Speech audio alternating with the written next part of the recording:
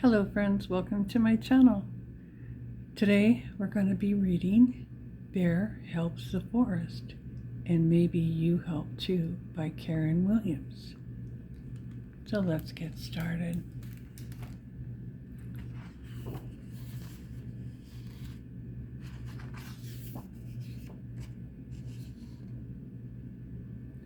Bear dove into a mound of autumn leaves. A burst of red and bronze and gold covered her head from head to toe.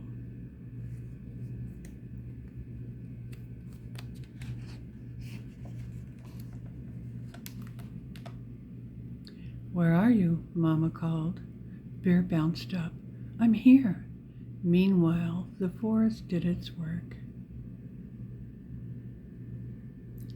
Cool night slowed the sap flow and more leaves let go, twirl and swirl. Bear danced like the leaves crackle and crunch, in heaps and piles, in mounds for miles.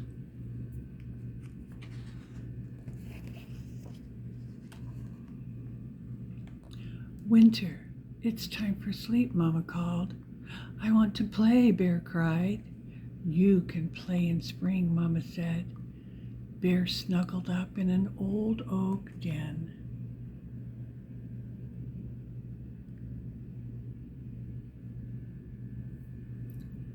Mama told a sleep-tight story.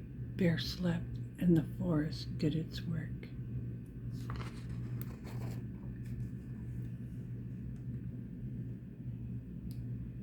Squirrels searched for buried nuts, and bacteria and fungi grew, while earthworms nibbled and chewed.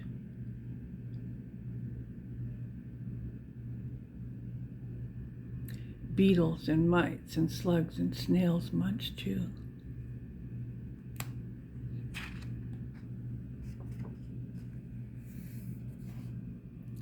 Snowflakes flurried in whispers and heaped on hillocks and ponds. The forest did its work.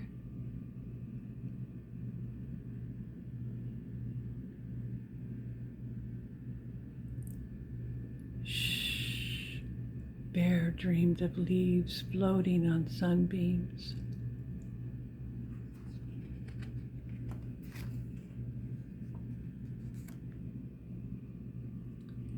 Until spring arrived. The sun grew strong and snow melt ran in rivulets and ruts. Tree sap began to flow again.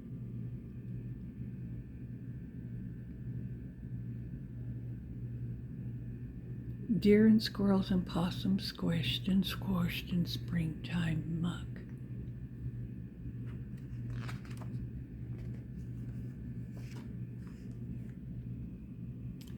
Moles and shrews tunneled on through the dead leaves and soil, and the forest did its work.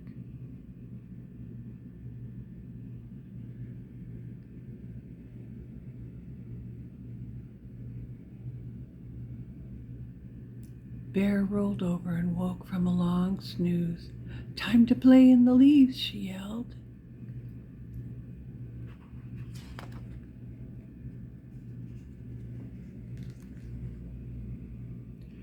Bear wiggled and waggled her bottom against an old oak stump. She stretched and blinked again.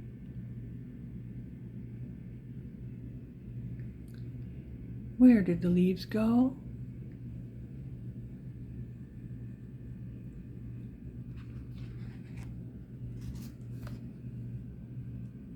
She asked a friend. "Did you eat them, dear?" Deer shook her head and nibbled on tender sprouts. Flat brown leaves hugged the forest floor.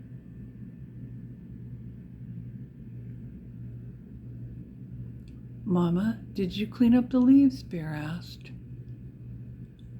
"The forest did its work," Mama said. Bear took a deep sniff. The earth smelt clean and green. Her stomach roared and rumbled.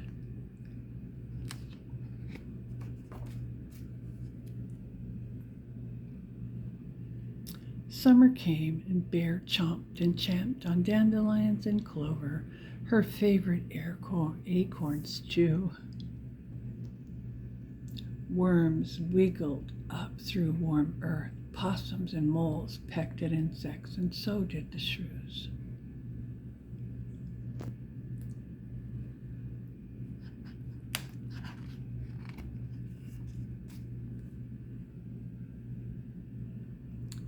Bear lay on her back and blinked at the sun. She rolled in dark, rich soil.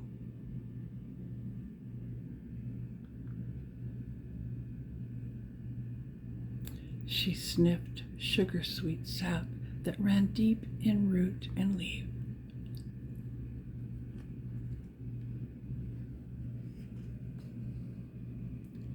Summer leaves danced in shadow and light. They swayed in the breeze, all green, green, green.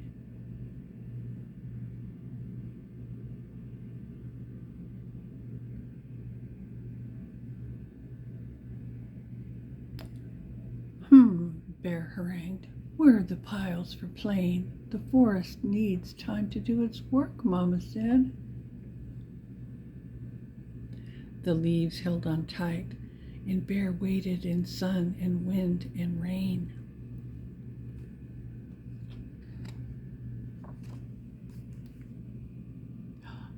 Autumn nights turned cool, and the sap flowed slow, and once more leaves let go. Then Bear whooshed and tumbled. Hooray!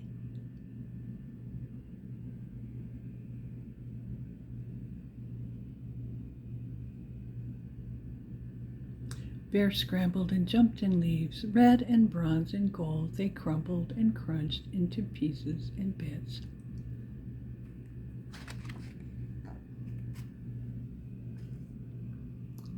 Mama said, "You're helping the forest do its work."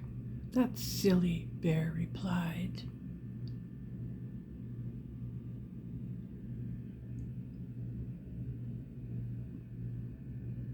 But Mama was right. The deer and raccoons and squirrels helped. So did the earthworms, shrews, and mites.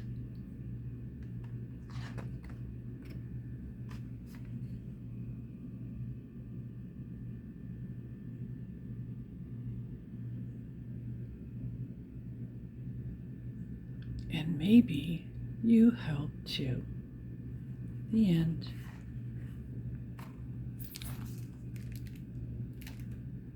Our second book is titled A Kite from Moon by Jane Yolen and Heidi Stempel. But before we start, please do me a favor. Please like, subscribe, and let me know in the comments where you're listening from. So let's get started. A Kite from Moon.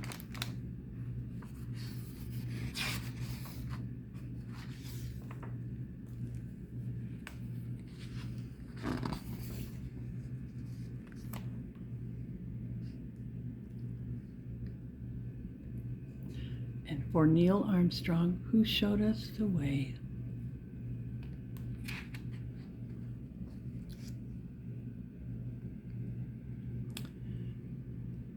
It was morning, and Moon sat alone in the sky.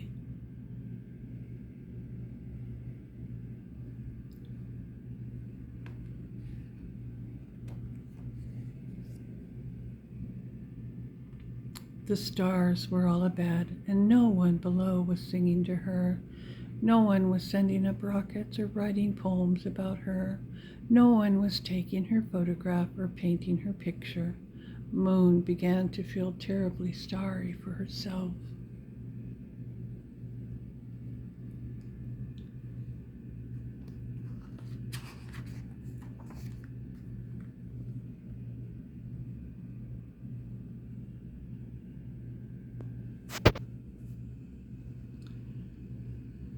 Down below, a very small boy flying his kite on the beach near his house looked up at Moon.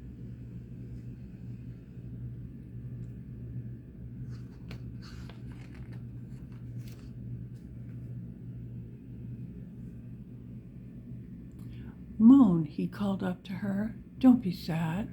He ran as far as he could, all the way to the edge of the water where Moon sat on the horizon.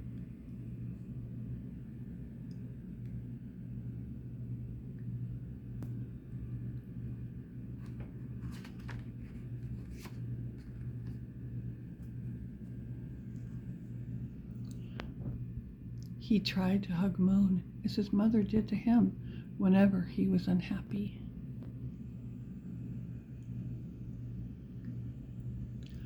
But Moon was too far away.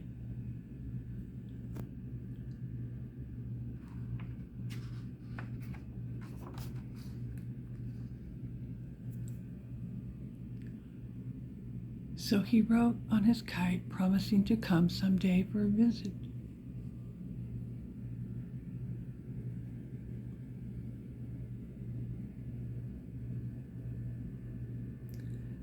Then he let go of his kite, sending it up, up, up for Moon.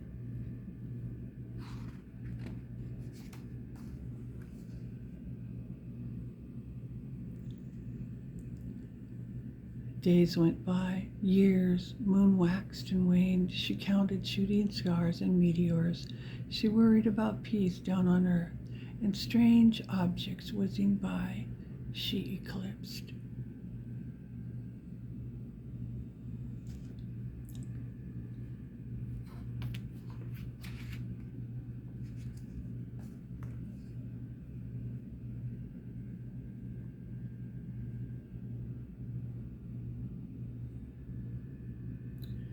Many nights the boy watched Moon through a telescope his father had given him.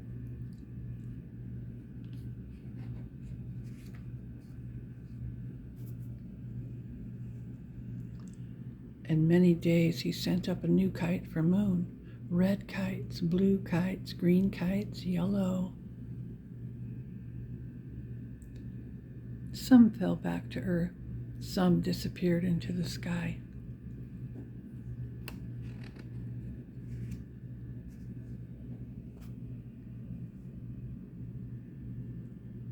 And Moon watched the boy grow.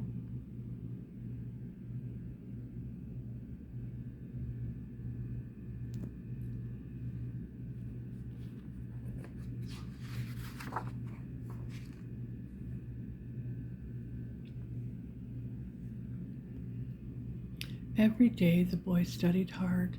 He learned his large numbers and his small sums. He learned algebra and equations. He learned geometry and tried to square the circle. He learned all about the sky and the moon.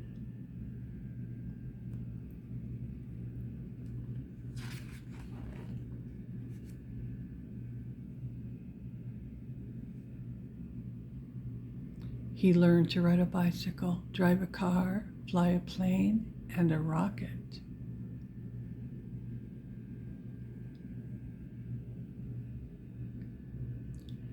Then one day, when he had learned enough, he went up, up, up in a big rocket ship with a fiery tail.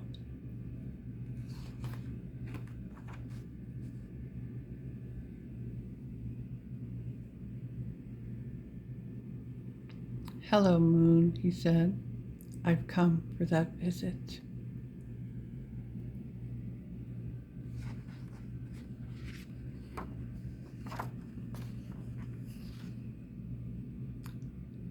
And the whole world watched. The end. Thanks for listening. Have a wonderful day. And may God bless you and keep you, and the Lord make his face shine on you and be gracious to you. May the Lord turn his face towards you and give you peace. Thanks for listening.